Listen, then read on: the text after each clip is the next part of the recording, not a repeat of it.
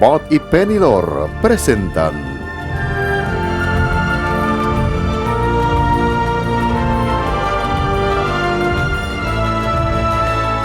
Los Grandes Santos.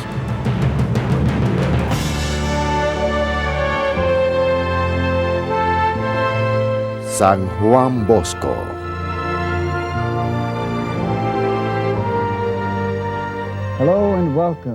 Hola y bienvenidos, somos Bob y Penny Lore. Las historias de Don Bosco han emocionado a niños de todas las edades por los últimos 150 años. Don Bosco fue el don de Dios a la iglesia del siglo XIX. Juan Melchor Bosco nació el 16 de agosto de 1815 en la villa granjera de Becci, en Italia del Norte. Nació en una familia de campesinos de Francisco y Margarita. La tierra no producía lo suficiente para mantener a la familia, así que Francisco tenía otros trabajos para traer ingresos adicionales a la casa. Mientras trabajaba para un lugarteniente, contrajo pulmonía y murió. Juan tenía apenas 2 años de edad. Muchas otras mujeres se hubieran desmoronado, pero no Margarita Bosco. Ella se hizo cargo de su suegra enferma, un hijo adoptivo y sus 2 hijos. Los niños no fueron malcriados. Hubiera sido imposible, no había tiempo para distracciones en sus vidas. Todos trabajaban muy duro, comían poco, soportaban todas las durezas imaginables, pero se hicieron fuertes física y espiritualmente. Juan empezó a trabajar a la edad de 4 años. Don Bosco fue dotado de muchos sueños, visiones y profecías. Tuvo su primer sueño a la edad de 9 años. Le impresionó tanto que años más tarde podía recordar el sueño exactamente como le había ocurrido. Estaba en un gran campo de juego jugando con niños que reían, jugaban y maldecían. Jesús le apareció y le dijo que podía hacer que dejaran de maldecir con tan solo amarlos. Jesús le dijo al joven Juan que Nuestra Señora le enseñaría lo que debería de hacer en la vida para que esto sucediera. María se le apareció y le habló muy suavemente. Le afirmó lo que Jesús le había dicho durante el verano, los domingos por la tarde, cuando los niños estaban afuera jugando. Juan Bosco encontró otra manera para llamar su atención, entretenerles y guiarles en oración. Arregló un rincón del campo cerca de su casa con una cuerda amarrada entre los árboles y efectuaba trucos manuales, hacía malabares, caminaba la cuerda floja, hacía volantines, pero también los guiaba en orar 5 decenas del rosario y les daba una breve charla, la cual sacaba de la homilía del sacerdote en la misa de aquella mañana. Niños de todas las edades iban a ver el espectáculo. El amor de Juan hacia Dios y su iglesia era bien conocido a través de toda el área. Él quería mucho recibir a nuestro Señor Jesús en la Eucaristía. Pero la regla era que nadie podía recibirlo hasta la edad de 12 o 13 años. Se le hizo una excepción a Juan. Recibió su primera comunión a la edad de 10 años. La vocación de Juan era una conclusión fácil, pero a la edad de 11 años nunca había atendido la escuela. Tenía un gran hambre de aprender todo lo que tuviera que ver con la iglesia. Tenía una mente brillante, una memoria fotográfica, pero no había nada que estimular su intelecto en el medio ambiente. El Señor envió un viejo sacerdote, don Colasso, a ser su maestro y mentor. Él fue a don Colasso a ser educado, pero también para aprender cómo es un sacerdote. Este fue el principio del entrenamiento de Juan Bosco, el cual llevaría al seminario y finalmente al sacerdocio. Sin embargo, poco después de que sus lecciones empezaran, el sacerdote murió. ¿Por qué el Señor permitió tanto conflicto en su búsqueda por el sacerdocio?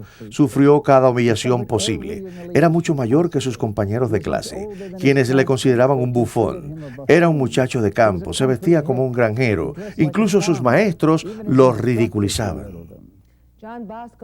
Bosco aprendió y trabajó en más oficios que una docena de hombres en toda su vida. Durante sus estudios fue fabricante de dulces, zapatero, administrador de un restaurante, sastre y, por supuesto, claro, payaso, acróbata y malabarista. Pero un momento de verdad llegaría para Juan Bosco, un camino sin salida. Ahora, a pesar de que era capaz de desempeñar todos esos trabajos, mantenerse a sí mismo, pagar su educación, una vez que ingresó al seminario, le era imposible, no sabía qué hacer. Incluso consideró las órdenes religiosas. Pagarían por su entrenamiento seminarista, pero este no era el plan del Señor. A último minuto, un joven sacerdote, don Cafacho, quien se convertiría en parte importante de la vida de Juan Bosco, le aconsejó que esperara hasta que pudiera ingresar en el seminario diocesano. Una vez que le dijo sí a esto, el dinero empezó a venir de todas partes. No mucho dinero, un poco menos que suficiente para completar la diferencia. Ganó becas parciales, se hizo sacristán, lo cual conllevaba un salario, cosas que le permitieron completar. Cerca al final de sus días de seminarista, Juan Bosco tuvo otro sueño. Se encontraba en un gran valle, de vuelta en casa de Becci. Se convirtió en una gran ciudad desbordando con jóvenes corriendo, jugando, disparando, maldiciendo. No podía soportar el sonido de sus maldiciones. Él se dirigió hacia ellos para que lo dejaran. Y empezó a sacudir a alguno de ellos, pero respondieron golpeándole. Entonces, él les empezó a golpear también. Pero eran demasiado, así que se retiró. Podía sentir el dolor de los golpes en su sueño. Un hombre misterioso le detuvo, le dijo que regresara a ellos. Un extraño señaló hacia una bella dama que se acercaba hacia Juan. Esta es mi madre, escúchala. Su belleza lo hipnotizó. Si deseas, corre y gana a esos muchachos, le dijo. No los golpees, sé bueno y apela a su bondad. Hizo como le dijo. Otra transformación tomó lugar. Los niños se convirtieron en bestias salvajes y más tarde en ovejas y corderos. Juan estaba ansioso de salir del seminario y empezar a trabajar con la juventud de Turín. Intentó una hazaña imposible al final de su tercer año en estudios. Le pidió al obispo permiso para estudiar a su cuarto año de teología entero durante las vacaciones de verano. Le fue otorgado. Estudió con ahínco todo el verano. Cuando retornó en el otoño en 1840, tomó un examen de todo el curso de teología. Pasó con altas calificaciones y fue adelantado a su quinto año. El sábado 5 de junio de 1841 fue ordenado sacerdote en la Catedral de Turín. Le fue dado el título por el cual es famoso, Don Bosco. Casi inmediatamente, después de su ordenamiento, le llovieron ofertas para servir en varios cargos por toda la diócesis de Turín. Acudió a su director espiritual, don Cafaso, por ayuda. Le dijo a don Bosco que no aceptara ninguna de las ofertas, sino que se quedara en Turín y continuara con sus estudios teológicos. En la época de la ordenación de don Bosco, Italia era muy anticlerical. Don Cafacho alentaba a sus estudiantes a que caminaran entre la gente para familiarizarse con sus condiciones de vida. Para don Bosco esto fue una revelación. No tenía idea de la necesidad de los niños hasta empezó a caminar las calles de Turín. Se habían convertido en un tugurio, un gueto gigante para la clase trabajadora. 2 o 3 familias vivían juntas en una sola habitación, bajo condiciones antihigiénicas. Podía mirar a cualquier parte y ver los horrores de los jóvenes dejados por su cuenta. Su inicio se dio en la fiesta de la Inmaculada Concepción el 8 de diciembre. Estaba esperando para iniciar la misa cuando vio a un sacristán sacando un jovenzuelo en harapos de la iglesia. Don Bosco le hizo traer al muchacho de vuelta. Trató de calmar al jovencito nervioso. Le preguntó si sabía cantar o silbar. El niño dio una gran sonrisa. Don Bosco había roto el hielo. Le empezó a enseñar catecismo al niño. Al final de una hora, le preguntó si regresaría la semana siguiente. El niño dijo que sí. Don Bosco le dijo que no viniera solo, que trajera un amigo. Así es como empezó. A la semana siguiente tenía 9, luego a 12. Muy pronto se convirtió en el flautista de Hamelin, de Turín. Había logrado que creo que tenía más de 100 niños atendiendo cada semana. ¿Dónde los iba a poner? Esta iba a ser la gran batalla del resto de su vida. Él siempre tuvo muy poco espacio y ayuda. Don Bosco reunía todos los domingos a sus muchachos para la misa y el catecismo, pero además se divertían, hacían juegos y malabarismos, por lo que don Bosco fue famoso en su juventud. Había una estrecha relación entre ellos y San Juan Bosco se ocupaba realmente de estos muchachos, en un mundo donde solo eran tolerados. Don Cafaso los ayudó lo más que pudo, permitiéndoles utilizar el patio del instituto. Al terminar sus estudios de 3 años, más tarde, don Bosco y sus muchachos tuvieron que marcharse. Para ese momento eran unos 150. Muchas personas trataron de ayudarlos, ofreciéndoles un lugar para sus reuniones. Sin embargo, desde la primera reunión, se les pedía no regresar. Don Bosco lo intentó todo, así que los reunía y los llevaba a algún lugar en las afueras de la ciudad donde iban a celebrar la misa. De ahí iban a un campo a jugar a sus anchas, nuevamente como un grupo regresando a la iglesia para la bendición. Estamos hablando de unos 400 muchachos. Don Bosco fue llamado revolucionario. Fue acusado de predicar la traición a sus propios muchachos.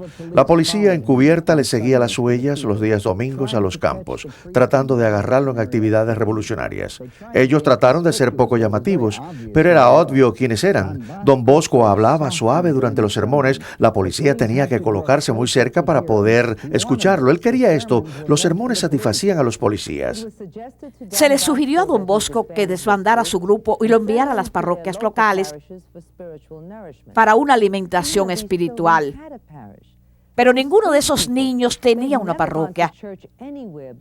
Ellos eran gente de la calle. Ellos nunca habían asistido a ninguna iglesia antes que Don Bosco los recogiera de la calle. Y si tenían alguna asociación con la iglesia, Al reflejar este tiempo de desolación en su vida, él escribió: cuando miraba a esta multitud de niños y los pensamientos de la rica cosecha que ellos prometían a mi sacerdocio, se me partía el corazón. Yo me encontraba solo sin ayudantes, mi salud estaba requebrajada y no podía decirles a mis pobres corderos dónde reunirse. él había rentado un campo donde podría llevar a sus muchachos los domingos, pero la gente local se quejaron tan fuertemente que el dueño rompió el contrato. Le dieron a Bosco 2 semanas para encontrar otro lugar. Era imposible encontrar otro lugar en 2 semanas. Pasó 1 semana y nada sucedió. Pasaron 2 semanas y nada. En el último domingo llevó a sus muchachos al campo. Él había llegado al final de la soga. Cuando caminaba entre ellos durante la hora del juego, él oraba: oh Dios mío, muéstrame dónde debo reunirlos el domingo, o dime qué debo hacer. Don Bosco no había terminado de hacer su oración de petición cuando un anciano vino hacia él en el campo y le ofreció un lugar para el oratorio. Don Bosco fue con el hombre para echarle una mirada. Lo que él vio era un granero, un poco de ruido, un pajar. No solo era lo que él había esperado para su oratorio, sino que él tenía que inclinarse para entrar por la puerta. El techo estaba lleno de huecos. Cuando Don Bosco le informó de esto al hombre, este dijo que no había problemas, pues ellos arreglarían todo. Don Bosco había sido herido tantas veces. Había sido desalojado 5 veces en 10 meses. Él le preguntó al hombre si podía tener un contrato. El hombre respondió: usted puede tener un contrato y todo va a estar listo el domingo. Alabado sea Jesús. Don Bosco corrió donde sus muchachos y les habló del milagro que había sucedido y de que ellos tenían un lugar permanente donde podían reunirse.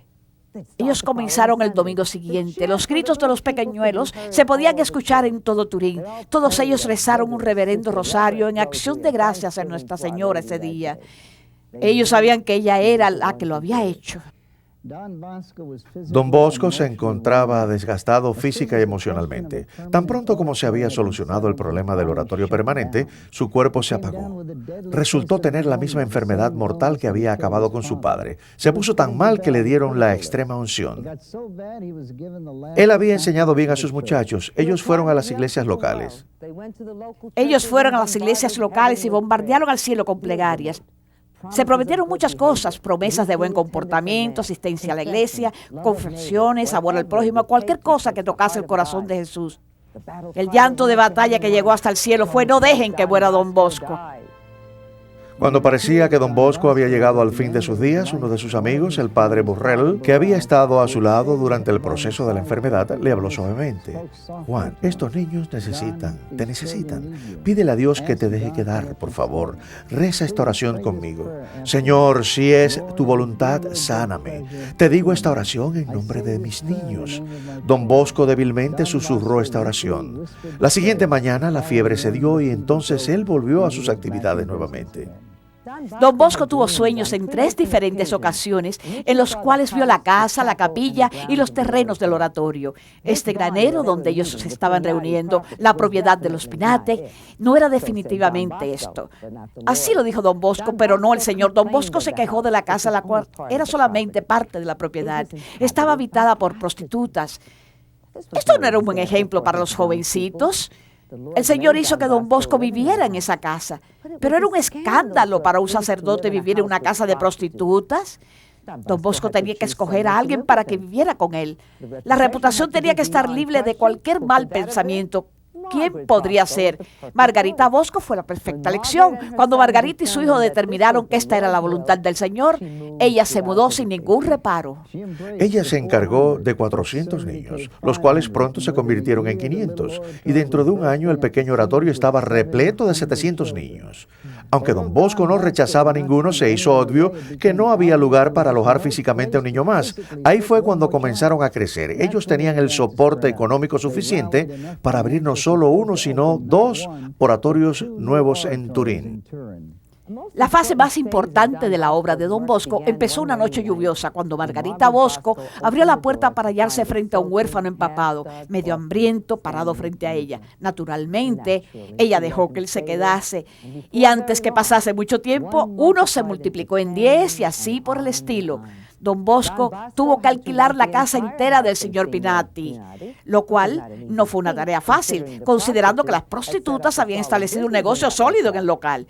Finalmente, Don Bosco compró todo el edificio y las prostitutas tuvieron que irse. Don Bosco sabía siempre que él estaba llamado a comenzar su propia orden, pero cada vez que trataba de instituirla siempre era bloqueado. Ahora en 1852 era el peor tiempo posible para empezar una nueva orden. Era la época del anticlericismo y el anticatolicismo en Europa. Los jesuitas habían sido expulsados en Piemont. Una orden de monjas también fue expulsada. El obispo de Turín estaba viviendo en el exilio en Lyon, Francia. Aún Roma está recortando las órdenes religiosas. Para Don Bosco era el mejor tiempo posible para empezar una orden religiosa. Si tenía éxito, no se le daría ningún crédito a él porque era una tarea imposible. Él escogió a San Francisco de Sales como su patrón. Don Bosco siempre había sido un gran admirador de San Francisco de Sales. Sus escritos eran brillantes. Era un adicto al trabajo que peleó incansablemente contra las herejías de sus días. Pero posiblemente el rasgo más atractivo en San Francisco de Sales, el cual Don Bosco quería que poseyeran sus seguidores, era su gentileza y su entendimiento. Cuando se corrió la voz que Don Bosco quería comenzar una nueva orden religiosa, se hicieron muchas apuestas sobre si tendría éxito o no. Pero él poseía un rasgo fuerte, su carisma de cuidar a los niños pobres y a los huerfanitos sin ninguna carga para la iglesia o el Estado, hicieron de él una causa popular. La forma en que Don Bosco conseguía su apoyo económico era un poco gracioso.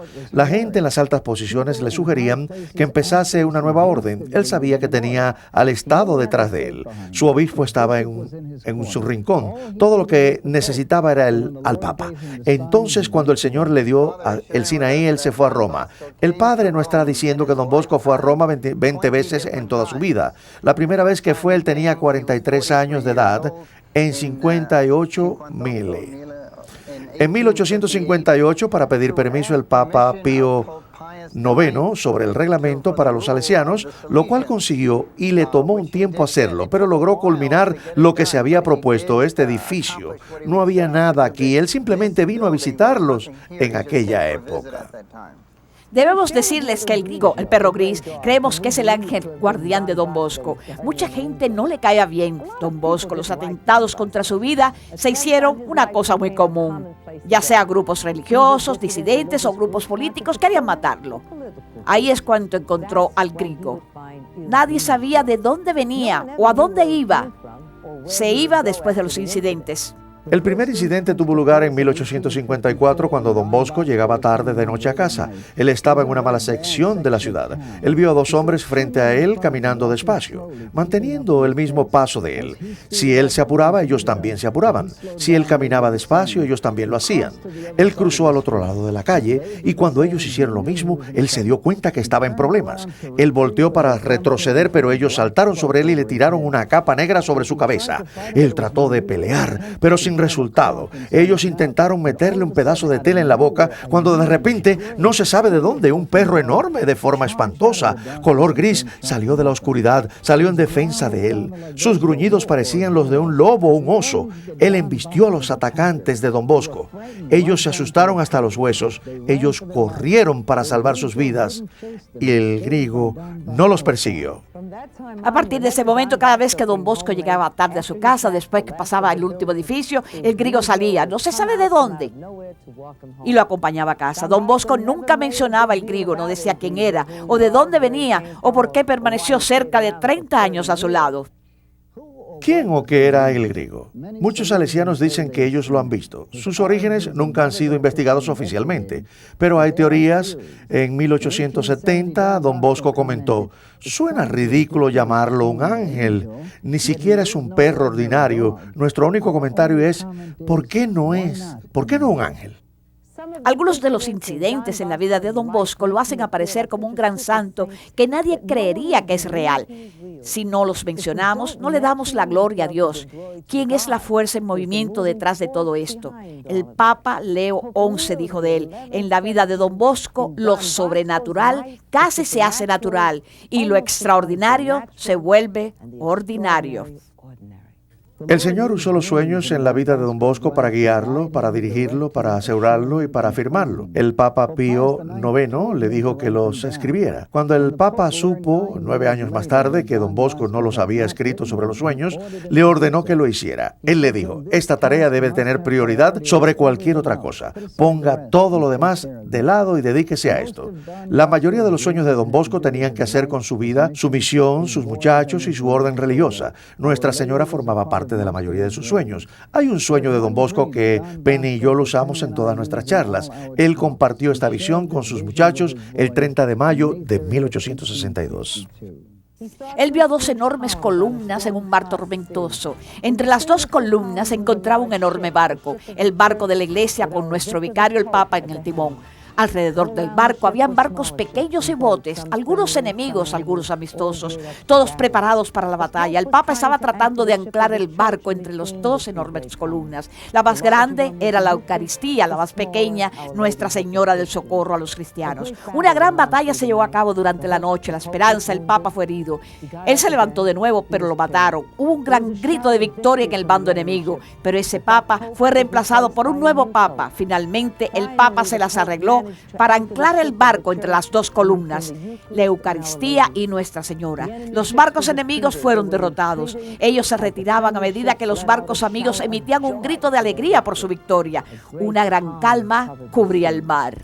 El sueño sobre las 2 columnas nos ha impactado desde la primera vez que leímos sobre eso y nos parece que se aplica más a la iglesia de hoy en día que en los tiempos de Don Bosco. Pensamos en esta visión como una directiva a seguir como las grandes fortalezas de nuestra iglesia: el cuerpo de Cristo en la Eucaristía, la Madre de Cristo, María, por medio del Vicario de Cristo, nuestro Papa.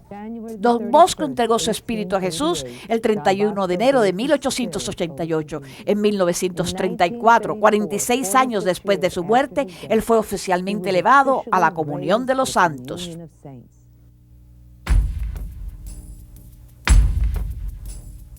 Las visiones que tuvo Don Bosco en 1870 son profecías sobre grandes insurrecciones contra el Papa y la Iglesia en el período de 1870 a 1875, desde dentro de la Iglesia en el Estado. Pero escúchenlas, ¿podrían ser ellas para este tiempo? Las guerras vendrán del sur, la paz del norte. Las leyes de Francia no reconocerán más al Creador. El Creador se revelará a sí mismo, visitándola 3 veces con el azote de su ira. La primera vez, Él va a destruir su orgullo por medio de la derrota, el pillaje y la destrucción de las cosechas, ganado y el hombre. En su segunda visita, la gran prostituta de Babilonia, a la cual los fieles acongojados llaman el prostíbulo de Europa, perderá a su jefe y caerá presa de los caos. En mi tercera visita, ustedes caerán bajo el yugo enemigo. Desde lejos, sus enemigos verán sus palacios ardiendo, sus casas en ruinas, bañadas en la sangre de sus héroes, que ya no lo son más. Pero un momento, el gran guerrero aparecerá del norte con un estandarte en su mano derecha, su brazo portando la inscripción: Irresistible es la mano de nuestro Señor. En ese momento el venerable anciano de Roma ha partido para reunirse con él, llevando una antorcha encendida. El estandarte entonces ha crecido y su parte negra se ha vuelto blanca como la nieve. En su centro figura el nombre del Todopoderoso en letras doradas. El guerrero y sus seguidores se inclinan ante el venerable anciano, el Papa, y estrechan sus manos con él. Ahora la voz del cielo se dirige al pastor de pastores, el Papa. Tú estás en conferencia solemne con tus colaboradores, obispos y cardenales, pero el enemigo del bien nunca está tranquilo. Él ingeniosamente complota y lanza todas tus estratagemas contra ti. Él va a sembrar la discordia entre tus colaboradores y va a lanzar enemigos contra mis hijos. Las fuerzas del mundo vomitarán fuego. Ellos van a querer suavizar las palabras en las gargantas de los guardianes de mi ley, pero no van a tener éxito. Ellos causarán mucho daño, pero solo a sí mismos. Apúrense. Si los nudos no pueden ser desatados, córtenlos. No se detengan en la cara de las dificultades. Sigan adelante hasta que la ira del horror haya sido decapitada. A este soplo la tierra y el infierno temblarán, pero el mundo será salvado y el fiel se exaltará. Reúne junto a ti solo a 2 colaboradores, donde quiera que vayas. Lleva a cabo la tarea confiada a ti y complétala. Los días pasan velozmente y tus años están alcanzando su número señalado, pero la gran reina siempre te ayudará. Y como en el pasado, ella siempre será la poderosa defensa prodigiosa de la iglesia. Pero tú, oh Italia, tierra de bendiciones, ¿quién te ha sumido en la desolación? No tus enemigos, sino tus propios amigos. ¿No escuchas a tus hijos mendigando por el pan de la fe, incapaces de encontrar uno para compartir? ¿Qué debo hacer? Golpearé a los pastores y diseminaré a las ovejas, de modo que aquellos que se sientan en un sillón de Moisés puedan buscar mejores pastos y su rebaño pueda escuchar y ser alimentado. Pero mi mano será severa sobre el rebaño y los pastores. Hambruna, plagas y guerra harán que las madres vistan luto por la sangre de sus hijos y esposos derramada en terreno extraño. ¿Qué te sucederá, Roma ingrata, orgullosa y afeminada? Tú has alcanzado un punto en que tú buscas y admiras, no en tu soberanía, sino en tu lujo, olvidándote que tanto tu gloria como su gloria descansan sobre el Gólgota. Ahora él se encuentra viejo, el venerable anciano de Roma, el Papa, frágil, indefenso y desposeído. Sin embargo, aunque cautivó, sus palabras hacen que tiemble el mundo entero. Oh Roma, a veces vendré a ti. La primera vez heriré a tus regiones y a tu pueblo. La segunda vez traeré muerte y destrucción a tus mismas puertas. ¿No hará eso abrir tus ojos? En la tercera vez vendré y demoliré tus defensas y defensores. A la orden de mi Padre reinarán el terror, la consternación y la desolación. Mis sabios seguidores huyen, pero mis leyes todavía están en pie. Por lo tanto, vendré por 4ª vez. Ay de ustedes si mis leyes son desatendidas. Habrán deserciones entre los que saben y los ignorantes. Su sangre y aquella de sus hijos borrarán sus transgresiones. Sacerdotes, ¿por qué no están ustedes postrados ante el vestíbulo y el altar llorando y llorando para que cese la aflicción? ¿Por qué no toman ustedes el escudo de la fe y predican mi palabra desde las azoteas, en las casas, calles y plazas, y aún en los lugares inaccesibles? ¿No saben ustedes que esta es la terrible espada de 2 filos que hiere a mis enemigos y aplaca la ira de Dios y del hombre? Pero la gran reina del cielo está al alcance. El poder del Señor es de ella. Como el polvo de ella diseminará a sus enemigos, vendrá un violento huracán. La injusticia se encuentra en su momento final. El pecado cesará. Y antes de 2 lunas llenas habrá mostrado el mes de las flores. El arco iris de la paz aparecerá en la tierra. El gran ministro verá la esposa de su rey revestida en gloria. Por todo el mundo, un sol muy brillante será visto como nunca antes desde las llamas del cínico de hoy día, ni será visto hasta el fin de los tiempos.